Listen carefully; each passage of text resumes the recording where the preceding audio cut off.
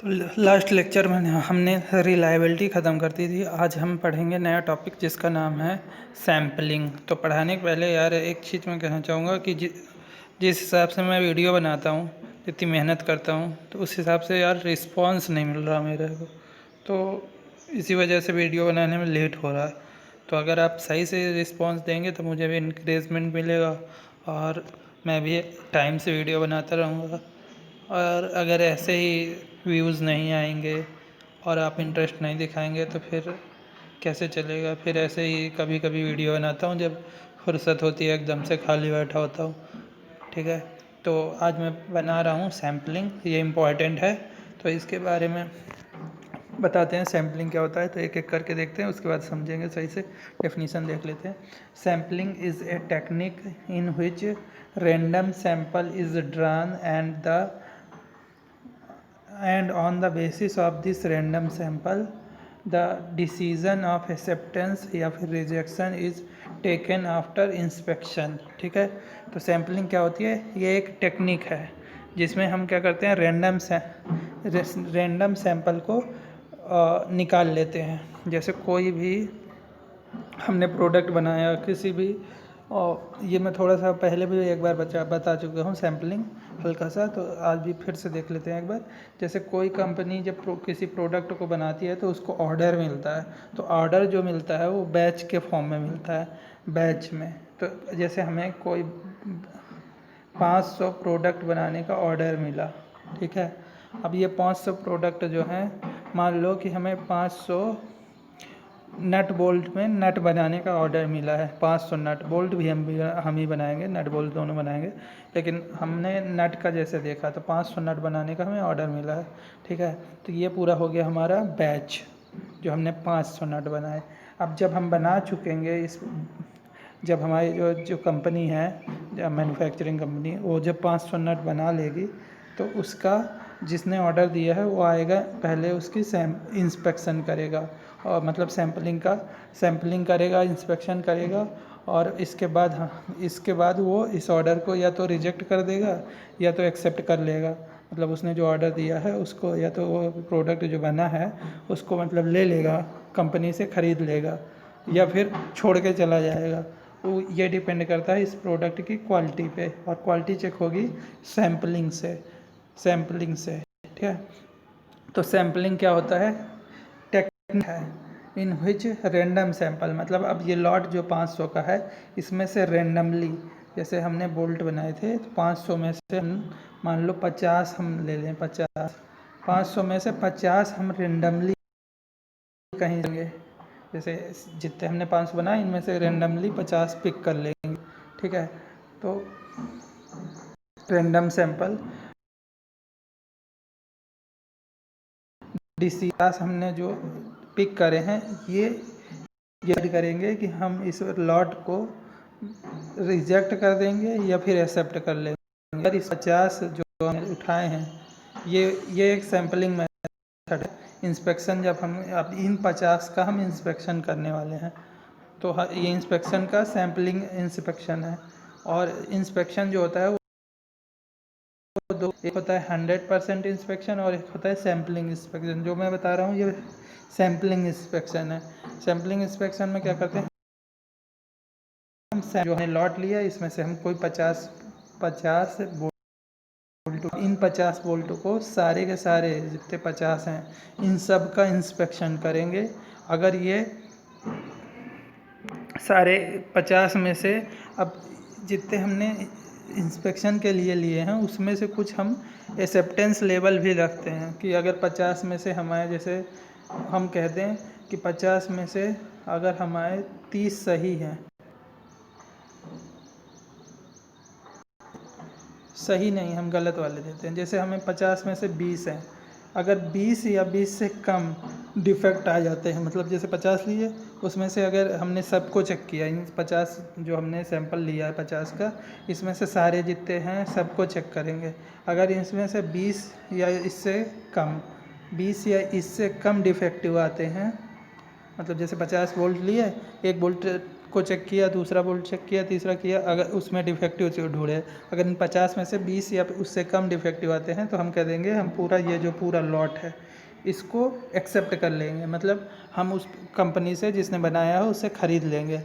अगर 20 से ज़्यादा डिफेक्ट आ गया तो हम इस पूरे 500 को, डिफेक्ट कितने में देख रहे हैं 50 में से जो हमने सैंपल लिया, लेकिन रिजेक्ट किसको कर रहे हैं, ये लॉट पूरा लॉट 500 का लॉट जो है उसको एक्सेप्ट कर रहे हैं या फिर रिजेक्ट कर रहे हैं।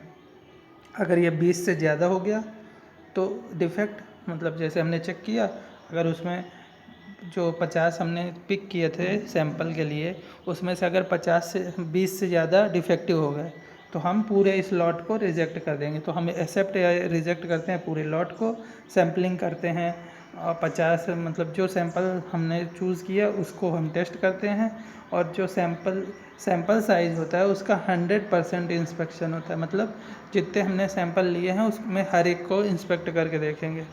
सैंपल में से भी कुछ नहीं चूज़ करते हैं, जिसे लॉट में से पहले कुछ चूज़ करते हैं उसे हम सैंपल बोलते हैं, और सैंपल में से सारे 100% सैंपल जो है उसका इंस्पेक्शन होता है और उसके हिसाब से डिफेक्टिव ढूंढते हैं, और एक कंपनी का नंबर ऑफ डिफेक्टिव होता है जिस हिसाब से हम एक्सेप्ट कर लेते हैं या फिर रिजेक्ट कर देते हैं। ये डिसाइड करते हैं कंपनी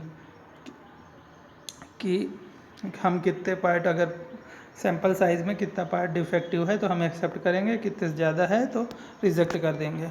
ठीक है, ये होता है सैम्पलिंग मेथड। इसमें 100% सैम्पलिंग में क्या होता है, अब इंस्पेक्शन जो होता है वो दो टाइप का होता है, there are 2 ways of inspection. एक होता है 100% इंस्पेक्शन, एक होता है सैम्पलिंग इंस्पेक्शन। जो अभी मैंने बताया वो था सैम्पलिंग इंस्पेक्शन, उसमें सैंपल बनाया फिर उसके बाद इंस्पेक्शन किया।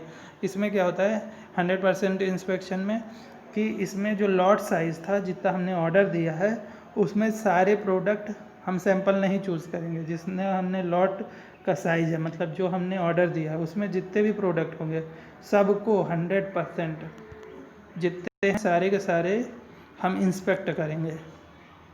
तो अब क्या होगा, अगर लॉट का साइज़ ज़्यादा है, मान लो 500 ही प्रोडक्ट हैं, 500 प्रोडक्ट में सारे के सारे अगर हम वो कर रहे हैं इंस्पेक्शन कर रहे हैं सबका, तो क्या होगा कि सबका अगर इंस्पेक्शन करेंगे 500 प्रोडक्ट का तो क्या होना है कि हमें टाइम बहुत लगेगा इंस्पेक्ट करने में। ठीक है, एक चीज़ ये हो जाएगी। दूसरा, अगर कोई टाइम लगेगा और सारे प्रोडक्ट को इंस्पेक्ट करने में कॉस्ट भी ज़्यादा आएगी। ठीक है, टाइम तो लगना ही लगना है क्योंकि सारे कर रहे हैं, जितने बनाए हैं उसका सबका इंस्पेक्शन कर रहे हैं, तो टाइम बढ़ा और सबका इंस्पेक्शन में कॉस्ट भी बढ़ेगी। और तीसरा, अगर हमने कभी ऐसा इंस्पेक्शन करना पड़ा, जैसे हमने टेंसाइल टेस्ट किया था, तो उसमें क्या होता है कि लास्ट में प्रोडक्ट जो है वो टूट जाता है।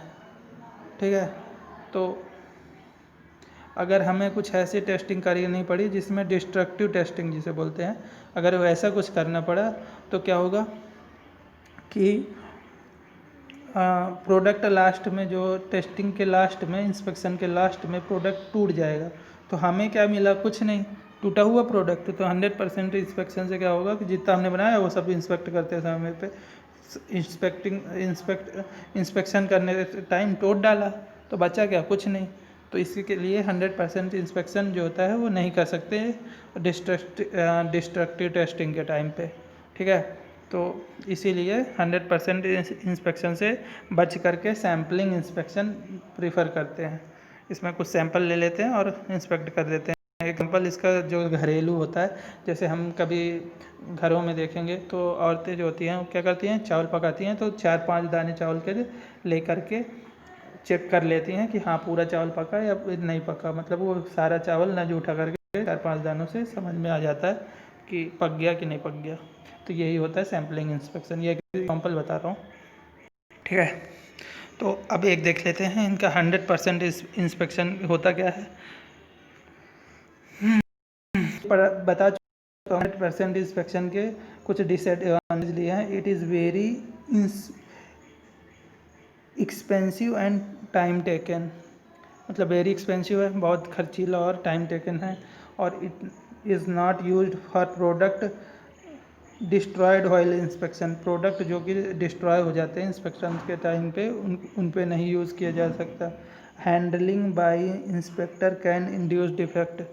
और जो इंस्पेक्टर है मतलब जो इंस्पेक्ट कर रहा है उसके द्वारा जब हैंडल करा जा रहा है प्रोडक्ट, तब भी इसमें डिफेक्ट इंट्रोड्यूस हो सकता है, जिसकी वजह से सारे प्रोडक्ट ख़राब हो जाएंगे, क्योंकि सबका इंस्पेक्शन करना है। ठीक है। और इसके बाद आते हैं सैम्पलिंग इंस्पेक्शन में। वही है जो मैंने अभी बताया। सैम्पलिंग इंस्पेक्शन में क्या होता है, एक लॉट साइज होता है कैपिटल एन। अगर लॉट साइज कैपिटल एन ले लें, मतलब जो हमने ऑर्डर दिया प्रोडक्ट बनाने का वो एन ऑर्डर दिया, एन कैपिटल एन, ये लॉट बोलते हैं, या फिर बैच साइज बोलते हैं, लॉट या फिर बैच साइज। उस लॉट या बैच साइज में से हम सैंपल निकालते हैं, सैंपल एन प्रोडक्ट का, स्मॉल एन प्रोडक्ट का रैंडम सैंपल साइज बोलते हैं इसे। रैंडमली कैपिटल एन प्रोडक्ट हैं, अगर जैसे हमने कैपिटल एन 500 प्रोडक्ट लिए थे और 500 प्रोडक्ट में से हमने लिया था सिर्फ और सिर्फ 50 प्रोडक्ट का, तो स्मॉल एन 50 हो गया। रैंडमली इन 500 में से 50 पिक कर लेंगे। ठीक है। तो ये स्मॉल एन से हमने डिनोट कर दिया। अब इस 50 जो हमने पिक किए हैं उनका 100% इंस्पेक्शन करेंगे। मतलब इन 50 को चाहे डिस्ट्रक्टिव टेस्टिंग करनी पड़े, चाहे ना पड़े, चाहे कुछ भी करना पड़े, चाहे प्रोडक्ट टूट जाते हो, हमें मतलब नहीं है। हम इनका पूरा 100% इंस्पेक्शन करेंगे 50 का। उसमें नंबर ऑफ डिफेक्टिव देखेंगे कि इस 50 में कितने नंबर ऑफ डिफेक्टिव। ठीक है। तो अगर मतलब कैपिटल एन लॉट साइज हो, स्मॉल एन जो है रैंडम सैंपल साइज हो, और number of defective small D आ जाए, तो हम दो कंडीशन बनेंगी। एक होता है अगर नंबर ऑफ डिफेक्टिव, मतलब ये डी हमने जब इंस्पेक्शन कर लिया तो जो नंबर ऑफ डिफेक्टिव है डी, उसकी वैल्यू एक्सेप्टेंस नंबर ये दिया रहता है कंपनी द्वारा। जब हम इंस्पेक्शन करते हैं तो एक्सेप्टेंस नंबर दिया रहता है कि अगर हम मतलब बना के जाते हैं मूड में कि अगर इतना एक्सेप्टेंस नंबर आए, मतलब हमने डिफेक्टिव के हिसाब से अगर हम नंबर ऑफ डिफेक्टिव जो है वो लेस देन और इक्वल टू एक्सेप्टेंस नंबर है, तो लॉट जो है ये पूरा लॉट इसको हम एक्सेप्ट कर लेंगे।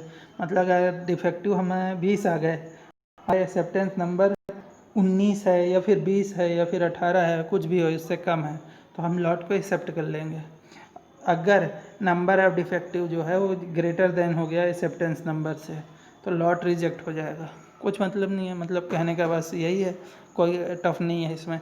अगर हम सोच के गए कि हमें अगर जो मतलब इतना हमें सैंपल साइज लेना है, उसके बाद डिफेक्टिव देखते हैं, अगर 100% इंस्पेक्शन करके अगर वो डिफेक्टिव एक्सेप्टेंस नंबर एक नंबर होगा, हमें कंपनी मतलब जब इंस्पेक्टर को कंपनी देती है इंस्पेक्ट करते समय कि अगर इतने लॉट साइज में इतने प्रोडक्ट डिफेक्टिव हो जाएंगे तो आप मतलब लॉट को रिजेक्ट कर देना, अगर इससे कम या इसके बराबर हो तो लॉट को एक्सेप्ट कर लेना।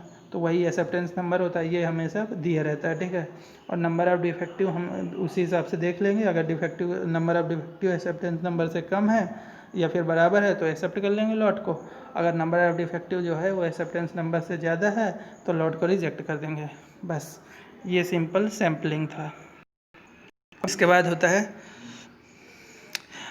इसके हिसाब से दो इंस्पेक्शन के टाइम पे जब हम करते हैं सैम्पलिंग इंस्पेक्शन, तो इसमें दो रिस्क होते हैं। A sampling inspection involves following risk. दो रिस्क आते हैं, वो कौन कौन से? एक, good lot can reject producer risk होते हैं इसे। गुड लॉट मतलब जैसे लॉट जो था वो गुड था, लेकिन जब हमने सैम्पलिंग की तो ऐसी भी प्रॉबिलिटी है कि हमने सैम्पलिंग करते समय जो 20 मतलब जो 50 500 में से जो 50 पता है ऐसा हो कि वही 50 खराब ही निकल आए, बाकी पूरा लॉट अच्छा। ठीक है। हो सकता है ना, प्रोबेबिलिटी हो सकती है, जैसे 500 में से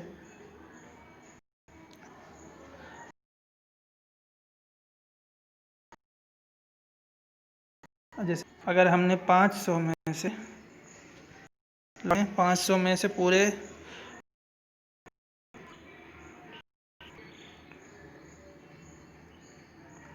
500 में से अगर हमने सैम्पलिंग का लॉट जो था वो